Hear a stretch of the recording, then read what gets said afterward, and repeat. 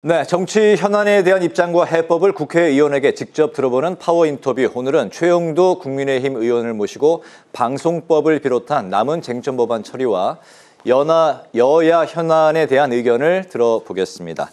의원님 반갑습니다. 안녕하세요. 안녕하십니까? 네.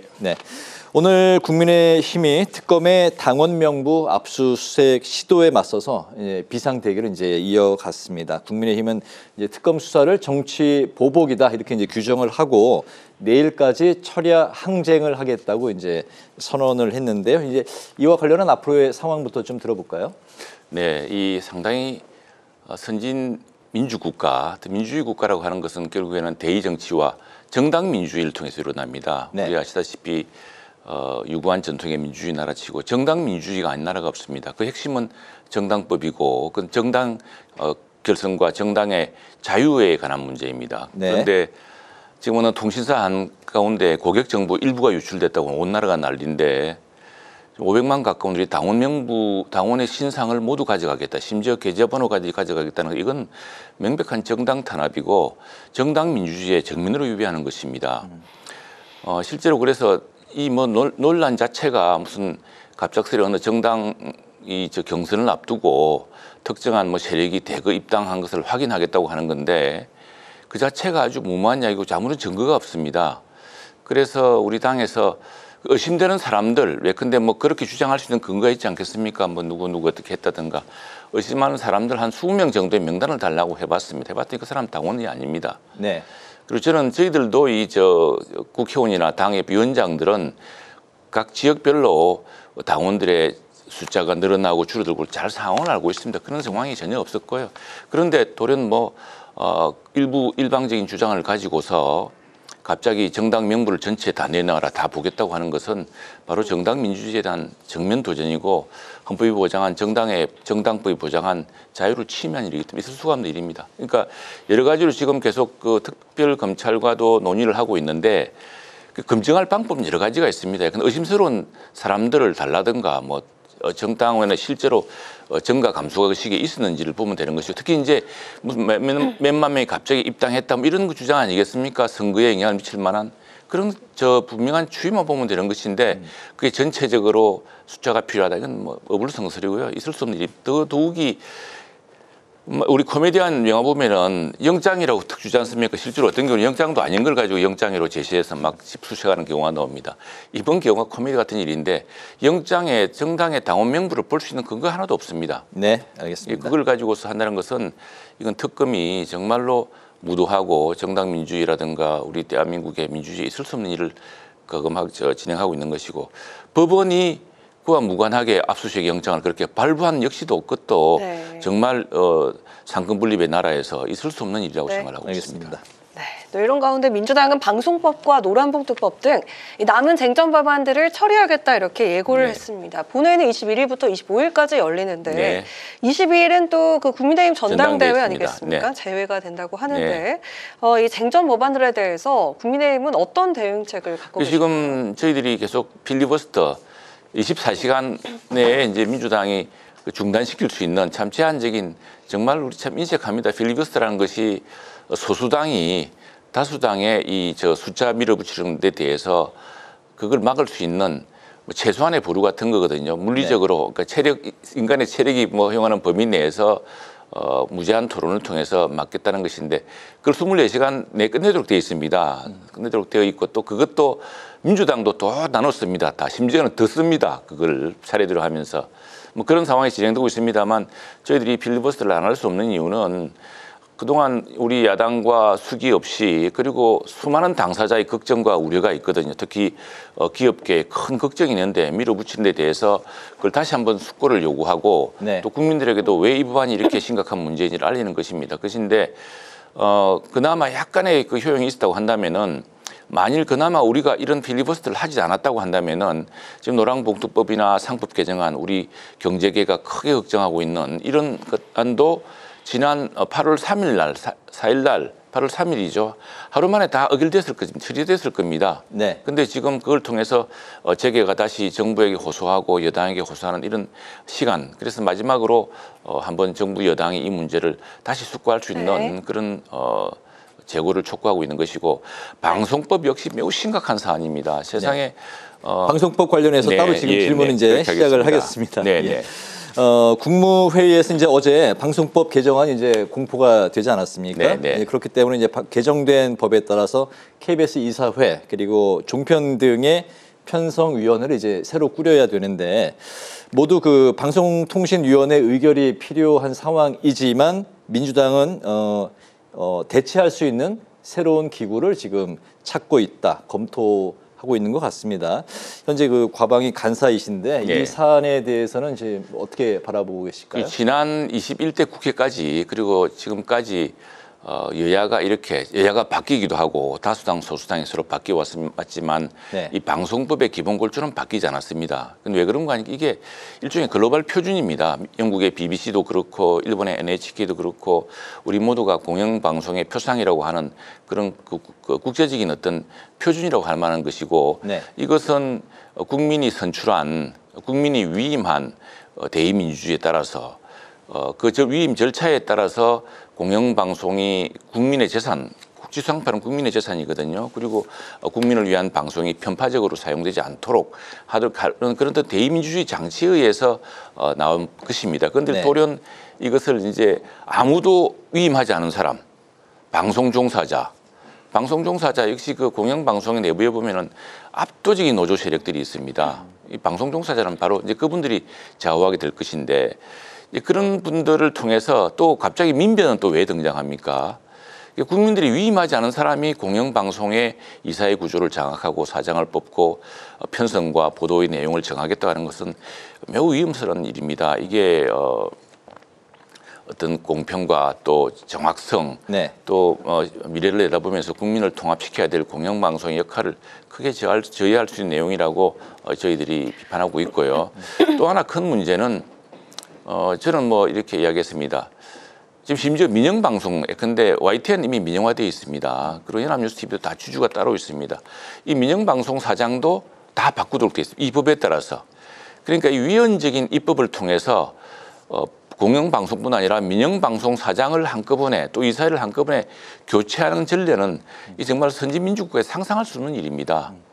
이런 방식으로 예컨대 만일 미국 사람들에게 또는 영국 사람들에게 법을 바꿔가지고 갑자기 정권 새로 출범하자마자 3개월, 4개월 만에 바뀐 법을 통해서 CNN, 팍스뉴스, BBC 사장을 교체한다고 하면은 그 나라 사람들이 대한민국을 어떻게 생각하겠습니까? 그래서 이런 심각한 문제가 있다. 기본적으로 늘 민주당 이야기합니다. 지난 정부가 잘못했다 그러면은 이번 정부부터 잘하면 됩니다. 실제로 그것들이 제대로 작동되어 왔었고 이번 정부부터 모범이 되도록 그래서 자신들 말처럼 지난 정부에 잘못했다면은 지난 정부와 확실하게 차별될 만한 그러한 인사라든가 또 어떤 공평한 국민의 방송에 맞는 걸맞는 보도 내용 편성으로 하면 되는 것이죠. 그리고 지금 편성위원회라는 것을 통해서 뭐 노사동수로 해가지고 경영과 보도와 인사에 관여하는 것은 명백한 위헌적인 것이고 세계 특히 민영방송까지 이렇게 하는 것은 유례가 없는 일입니다. 이것은 굉장히 심각한 내용이기 때문에 그것 때문에 저희들이 필리버스터를 하고 있는 것이고 조만간에 뭐 그 국제적인 정상회의, IPEC 정상회의나 한미 정상회의 열릴 텐데 우리 대통령께서 외국 나가서 혹여 뭐 외국의 그런 언론 단체나 또 인권 기구 같은 데서 세상에 언론의 자유를 그런 식으로 막 짓밟는 나라가 어디 있습니까? 하고 물으면은 어떻게 답변하실지 참 답답한 일입니다. 자막에 나가고 있기 때문에 방통위 대체할 기구 신설 이야기가 나오고 있는데 이 입장 짧게 한 30초 정도만 들어볼까요? 어차피 똑같은 내용입니다. 미국 방통통신위원회와 비슷한 방식으로 5인 체제 혹은 뭐 7인이라 하더라도 구성되어 있는데 이거 역시도 이제 이준석 위원장을 바꾸기 위한 수단으로 지금 사용하고 있는 것입니다. 그런데 저희들 중요한 것은 방송통신위원회가 2인 체제가 된 이유가 민주당이 다수당인 국회가 3인의 국회 추천 몫을 추천하지 않았기 때문입니다. 지금 이제 대통령이 한 명 더 추천할 몫도 남아있고 또 국회가 3명 추천해서 방통위원회 5인 체제를 빨리 복원해야 되는데 그건 하지 않고 이거 뭐 일부 업무 기능을 조정해서 굳이 이름을 바꾸어서 그렇게 해서 새로운 기관의 장을 에 대한 규정을 넣어서 이준석 방송통신위원장을 몰아내겠다는 아주 꼼수일 뿐입니다. 알겠습니다. 네. 네, 국민의힘 전당대회가 코앞인데 찬탄파인 그 안철수 조경태 후보 단일화가 무산이 됐습니다. 만약에 과반 득표자가 나오게 된다면은 이 당 대표가 바로 결정이 되는 거겠지만 그 과반이 없으면은 결선 투표를 거쳐서 그 네. 26일에 최종 승자가 겨뤄지게 되는데 그 결선 투표 변수 혹시 좀 어떻게 전망을 하시는지 들어볼까요? 예, 이거 저희들 지금 무슨 여론조사 결과도 나오고 있습니다만 이 당원 우리 전당대회는 항상 예상과 좀 달랐습니다. 제가 21대 국회에 들어온 뒤에 보면은 근데 그 당시에 뭐 쟁쟁한 5 의원들이 당대표로 출마를 했었는데 네. 우리 헌정사상 최연소 이준석 당대표가 당선되는 네. 이변이 있고 당원들이 선택한 겁니다. 그리고 뭐 이때로 보면은 이른바 그 당내 주류 또 당내 국회의원들 뭐 이런 분들이 생각했던 그리고 언론이 일반적으로 추측했던 것과 많이 달랐습니다. 당심이란 것이 우리 당원들이 무슨 영남당 아닙니다. 이 당원들 구성을 보면은 한 80만 되는 핵심 책임 당원들 이건 전수 투표를 하게 됩니다. 이분들은 한 표 한 표가 다 표로 들어갑니다. 이분들의 경우는 그 지금 구성을 보면 수도권과 충청권이 영남권보다 훨씬 많습니다. 그러니까 지금 자치들 사람들이 좀 그 무슨 그 민심에 우리 당의 당심이라는 것이 민심과 좀 동떨어져 있지 않냐 생각하는데 제가 볼 때는 오히려 민심보다 더 나라를 걱정하고 또 우리 당의 미래를 걱정하기 때문에 또 다른 판단이 있을 거라고 봅니다. 그것이 바로 지난 3차례 전당대회 통해서 당대표 선출한 결과를 보면은 항상 당심이 우리 예상을 훨씬 앞섰다. 근데 지금 그게 무엇인지는 제가 말씀드릴 수 없습니다. 분명한 것은 지금 이게 이미 끝난 과거, 우리가 반성하고 또 이미 개선해야 될 과거가 아니라 자, 당장 다가온 지방선거를 선거에서 우리 정당을 이기는 정당으로 변모시킬 수 있는 지금 저 대통령 선거하고 지방선거 이긴 뒤로 국회의원 선거 대패했죠. 탄핵당했죠. 또 대통령 선거 졌죠. 지금 잘못하면은 이제 계속 지는 정당. 그래서 민주당의 아주 그 무법 질주를 방치하고 견제할 수 없는 그런 정당이 될 아주 심각한 위기에 있습니다. 결국에는 1년 앞으로 다가온 지방선거에서 우리 당을 다시 복원시킬 수 있는 사람, 누가 당대표가 되어야 내년 지방선거에서 우리 당의 정치력을 다시 복원할 것인가, 이걸 결정할 당심이 저는 발휘될 것이라고 봅니다. 알겠습니다. 최근에 이재명 대통령과 민주당 지지율이 이제 동반 네. 하락한 그런 이제 결과들이 몇 번 나왔습니다. 거기에 대해서 오늘 김민석 국무총리가 성과로 이재명 대통령 임기 말에 성과로 답하겠다, 이렇게 이제 답변을 했는데요. 지지율 동반 하락에 대해서 이제 조국 전 대표 특별 사면, 또 증시 대주주 기준, 민주당의 이제 강성 지지층 중심의 정책, 뭐 여러 가지 이제 이야기들이 나오고 있는데 의원님은 좀 어떻게? 예, 뭐 그런 이게 모두 포함됐다 보면 특히나 광복절이 어떤 날입니까? 광복절이 정말 대한민국의 그 지난 80년의 기적을 축하하고 또 식민지를 딛고서 식민지 표에서 이루는 우리의 그 성취, 우리 선열들의 땀과 눈물과 피에 대해서 다시 생각하는 날 아니겠습니까? 그런데 세상에 위안부 할머니에게 주었던 후원금을 횡령한 사람을 광복절 특사에 포함시켰습니다. 저는 이거 조국보다 훨씬 더 심각한 문제였다고 생각을 합니다. 그리고 바로 그렇게 사면 복권되는 사람이 그 비판하는 여론을 저것들이라고 그랬습니다. 이런 조롱을 당하고 참을 국민들이 있습니까? 그리고 조국 대표에 대해서는 특히 조국 대표의 그 입시 비리와 관련됐던 부부의 입시 비리와 관련됐던 그 30대 위반이 아주 심각합니다. 한 60% 정도가 반대를 했습니다.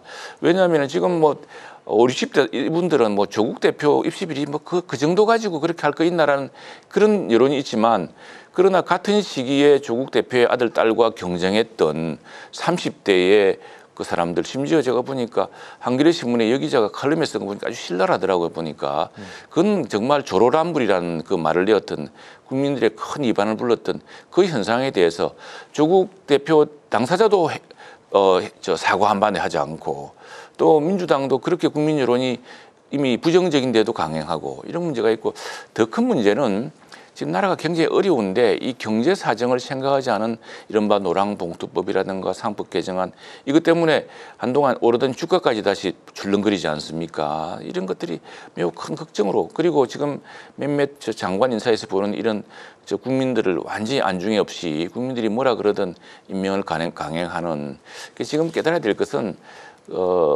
민심은 물과 같아서 배를 띄우기도 하지만 배를 뒤집기도 한다는 그런 오랜 격언을 지금 민주당이 되새겨봐야 할 때라고 생각합니다. 네. 네, 어제 조국 전 대표가 복당 신청을 하면서 정계 복귀 의지를 다시 한번 명확하게 했습니다. 또 내년 6월 선거에 출마하겠다는 뜻을 또 밝히기도 했었는데 민주당과 혁신당의 합당설에 대해서는 지금 좀 시기상조다 이렇게 답을 했었죠. 조국 전 대표의 정계 복귀가 정치권에서는 좀 어떤 의미를 갖는지 들어볼까요? 그렇지, 그게 지금 민주당에도 부담이고 조국당 역시도 부담스럽지 않겠습니까? 그동안 이제 어쨌든 그걸로 인해서 죄를 짓고 제가 확정되어서 수용 생활을 하고 있기 때문에 그것이 이미 이제 말하자면은 처벌을 받고 있는 단계이기 때문에 국민 여론이 조용할 수 있었습니다만 그러나 그 형량의 절반은 뭡니까? 지금 4분의 1도 아니죠. 그게 그렇게 해서 더구나 광복절 특사에 나와서 그 자신이 했던 범죄에 대해서 한마디 사과도 없는데 이것들이 아마 민주당과 조국 혁신당의 지속적인 부담이 될 겁니다. 그래서 오늘 아침에 한국일보 칼럼 보니까 그 점을 최소한 조국 본인이 사과해야 되는 것 아니냐. 사과하지 않고서는 계속적으로 심지어 이제 조국 혁신당이 잘 되길 바라는 사람들조차도 그게 큰 부담이 될 것이고 지금 여당과 조국당의 어떤 마이너스로 작용할 것이라고 했는데 저희들은 어쨌거나 좀 양식을 좀 회복했으면 좋겠고요. 그리고 무엇보다 정치가 제대로 복원되기를 기대합니다. 네. 알겠습니다. 지난번에 나오셨을 때도 언론 이야기를 이제 많이 하셨는데 여전히 그 네. 일간 신문들을 많이 예. 아니 오늘도 이렇게 습관신문까지 업데이트했기 때문에 예. 사실 오늘 정신이 없어가지고 오늘 신문 내용을 충분히 보지를 못해서 네. 그래서 가장 최근에 나온 뉴스가 뭔지 보려고 지금 잠깐 가져왔습니다. 네, 예. 네, 열심히 열공하시는 예. 최영두 국민의힘 의원과 오늘 파워 인터뷰 시간을 가져봤습니다. 오늘 말씀 잘 들었습니다. 네. 앞으로도 행보 저희가 열심히 잘 지켜보겠습니다. 고맙습니다. 네, 고맙습니다.